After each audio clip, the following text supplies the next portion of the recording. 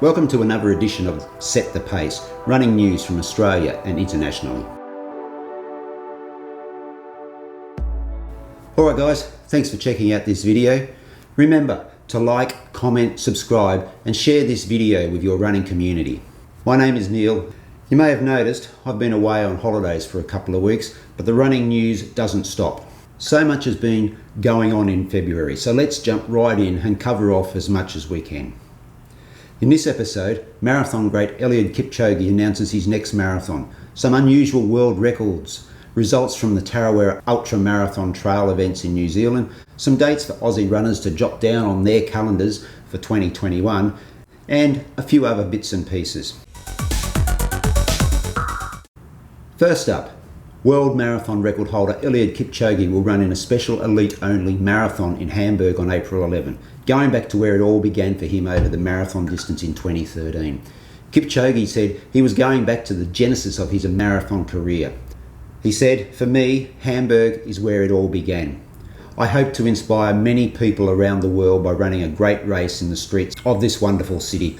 This is a one-off marathon race for 100 elite runners, put together by Global Sports Communication, the NN running team, and the organisers of the Hamburg Marathon. The course will be conducted over 4 10.5 kilometre loops.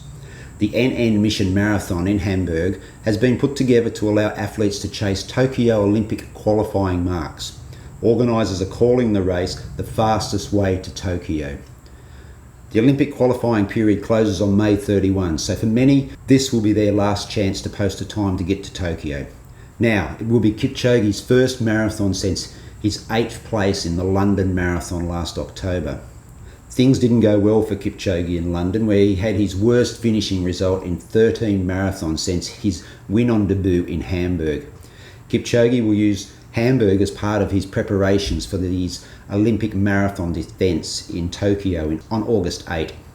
What's interesting about this race in Hamburg is how will Kipchoge hit back after that London performance? Did he just have an off day?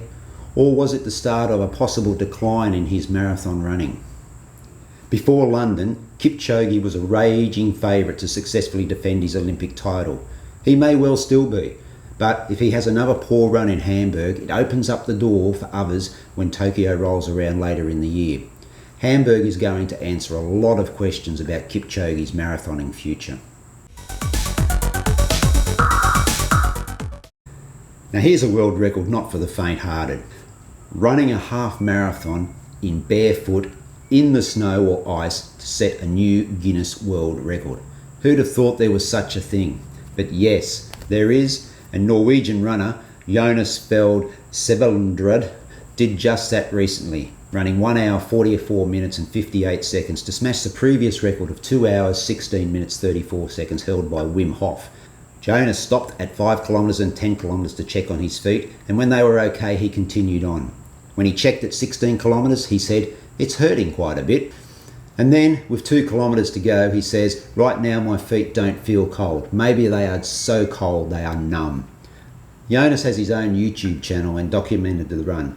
Check out his video. I'll put a link in the description below to his YouTube channel.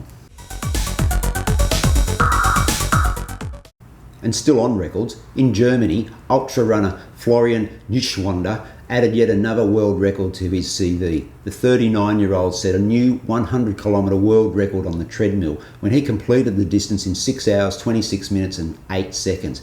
That's an astonishing average of 6:13 per mile, or about 3:52 per kilometre. He beat the previous record by 6 minutes and added to the 50-kilometre treadmill world record he established in March last year. Now, however, that 50-kilometre record was bettered by Matthias Kybers and then Tyler Andrews, who ran 2 hours 42 minutes and 55 seconds in October. Florian's mileage was relatively low for the 100-kilometre world record attempt, averaging between 60 and 80 miles or 96 to 128 kilometres a week. He ran 2 marathons, 4 50Ks and 2 60Ks on the treadmill in the lead up to the record attempt, and also included indoor cycling sessions and backcountry skiing. In the last episode of Set the Pace, we featured Charlie Hunter, who set a new Aussie indoor mile record running for the University of Oregon. Well, Hunter again lowered the record at the Tyson Invitational, running 3:53.49.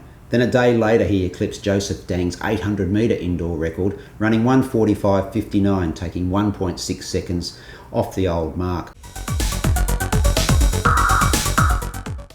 Not to be outdone, another US-based Aussie runner, Oliver Hoare, smashed the Australian indoor 1500 metre record at the New Balance Indoor Grand Prix, running 3:32.35, almost 3 seconds quicker than the old mark set by Stewie McSwain. Still on Aussies in the US, YouTuber Morgan McDonald ran the fourth fastest time ever by an Australian in the 2-mile race at the New Balance meeting, clocking 8:14.92 to finish third in a star-studded lineup. And not to be outdone, Aussie 10,000 metre track record holder Patrick Tiernan won the mile event at the Husky Invitational in Seattle, running 3:56.82. The Aussie distance runners are showing some top early form early in the year as they head towards the Tokyo Olympics. And just quickly here in Queensland, Callum Davies took out the 3,000 metre state championship recently. The 21-year-old ran 7:59.51 to edge out promising junior Jude Thomas, whose 8:00.07 was a World Championship Under-20s qualifier and also a new state Under-20s record, beating a mark that had stood for 43 years. Jude now has run World Championships Under-20s qualifying times in the 800 metres, 1500 and 3000 metres. He's a huge talent, guys. The Tarawera Ultramarathon trail races were held earlier this month in New Zealand, with events predominantly made up of local Kiwi runners due to the travel restrictions caused by COVID-19. In the 100-miler, American Matt Ubanski prevailed in 18 hours, 4 minutes and 34 seconds. Katie Wright took out the women's race in 20 hours, 19 minutes and 19 seconds, just 83 seconds ahead of Fiona Hayvice. In the 102-kilometre race, New Zealander Ruth Croft beat all comers to cross the line first in 9 hours, 21 minutes and 3 seconds. She was 18 minutes ahead of the first male, Reece Johnston. The 50-kilometre winners were Jonathan Jackson in 3:42.01 and Caitlin Fielder in 3:53.55. While the 21k victors were David Hornschmidt in 84.49 and Talia Copestake in 1 hour 51.07. Let's hope international travel reopens in time for next year's event, and this popular trail event can again attract overseas runners. Now back in Oz, the email inbox has been going crazy with new events and championship dates being announced for 2021. One of the newest and more popular events on the trail running scene here in southeast Queensland is the Gladiator event. And, as the name suggests, you are encouraged to come dressed in your gladiatorial attire to tackle the 21, 15 and 8 kilometre events. The Gladiator launched in 2019, but like so many other events was called off in 2020 because of the coronavirus pandemic. But it's back on the calendar in 2021, with May 30 being the date. There's a new location this year in the Glasshouse Mountains on the Queensland Sunshine Coast, a popular destination for all trail runners. More details about the event on the website, and I'll put a link to that in the descriptions below, guys. The Australian Ultra Runners Association, or AURA, has settled on its championship dates for 2021. AURA was only able to hold its 100 kilometre event in 2020 because of COVID, but have 6 big events planned for this year. And AURA has made the decision to award the championship hosting of all events to those races that were supposed to stage them in 2020.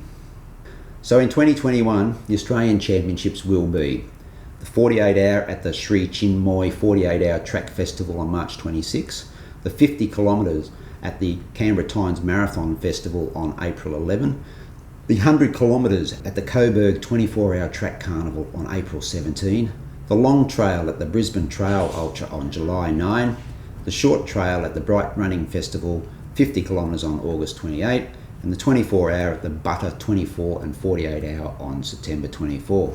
And just quickly, Hobart's Run the Bridge is on this Sunday, February 28, and the hugely popular 6-foot track trail event in the Blue Mountains will be held on March 13. There you go, guys, a few snippets from what's going on in the running world. Now, I'll leave you with a few photos from our Strava Club members. These photos have proven really popular here on the channel. If you'd like your photo to appear here on the channel, jump on Strava and join the Running Duck Effect Club. Upload your photos with your runs, and he might get featured here in a future edition of Set the Pace. Alright, until next week, stay safe, happy running. Hooroo.